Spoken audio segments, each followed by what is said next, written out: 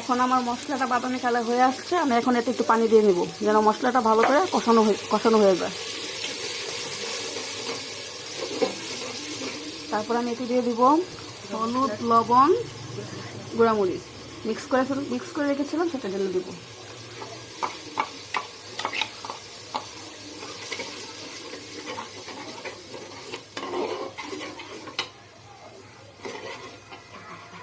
সব মশলা দেওয়া হয়ে গেছে, এটা ভালো করে মিক্স করে নিব। এবার কিছুক্ষণ এটা কষিয়ে নেব। তারপর আবার আমার মশলাটা অনেকটা কষানো হয়ে গেছে, আর একটু কষিয়ে নেব ভালোভাবে যাতে কাঁচা গন্ধটা না আসে। আমার মশলাটা ভালোভাবে কষানো হয়ে গেছে। এখন আমি এতে মাংসটা দিয়ে দিব। এখানে 2 কেজি মাংস আছে, এটা সবটাই দিয়ে দিলাম।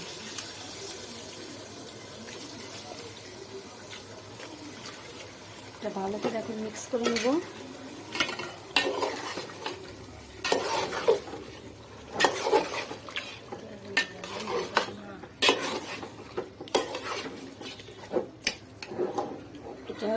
এবার গোশটা আমি ভালো করে মিক্স করে নিছি, ঢেকে দিব।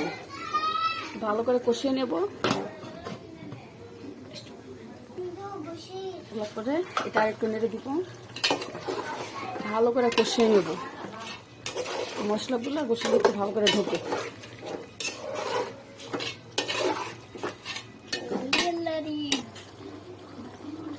এবার আমি গোশটা আরেকটু ঢেকে দিব, আরেকটু কষিয়ে নেব।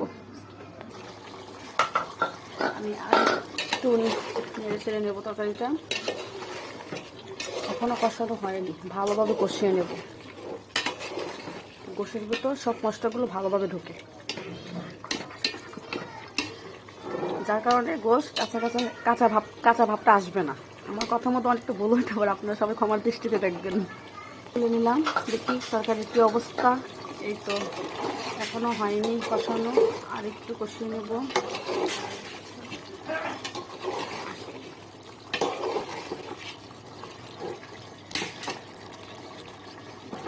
গোশটা ভালো করে কষানো না হলে কাঁচা গন্ধটা আসবে, তাই ভালো করে কষিয়ে নিচ্ছি। আবারও রেখে দিলাম। দেখি এবার তরকারির কি অবস্থা।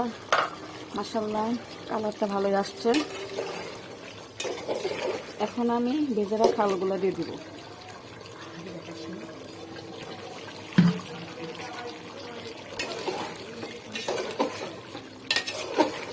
ভালো করে নেড়ে মিক্স করে দেব।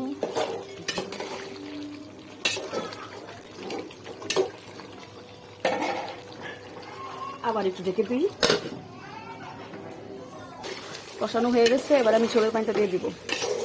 ভালো করে কষিয়ে নিলাম, এবার অল্প করে ঝোলের পানি দিয়ে দিব।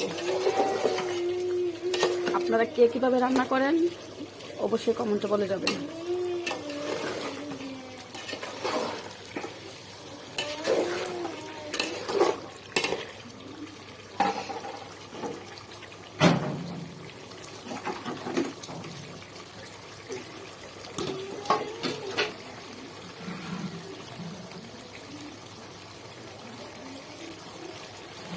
এবার আমি ঝোলের পানিটা দিয়ে দিব।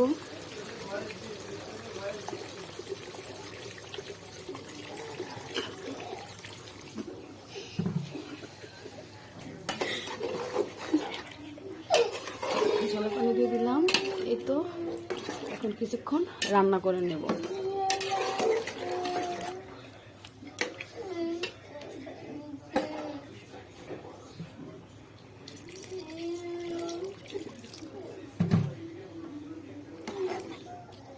এবার আমি কিছুক্ষণ রান্না করে নেব।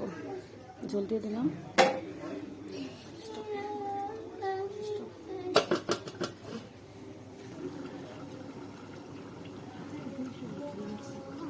খুলে কি অবস্থা, ফ্রাই হয়ে আসছে। আর একটু জ্বালিয়ে নেব, ঝোলটা একটু কম হলে নামিয়ে ফেলবো।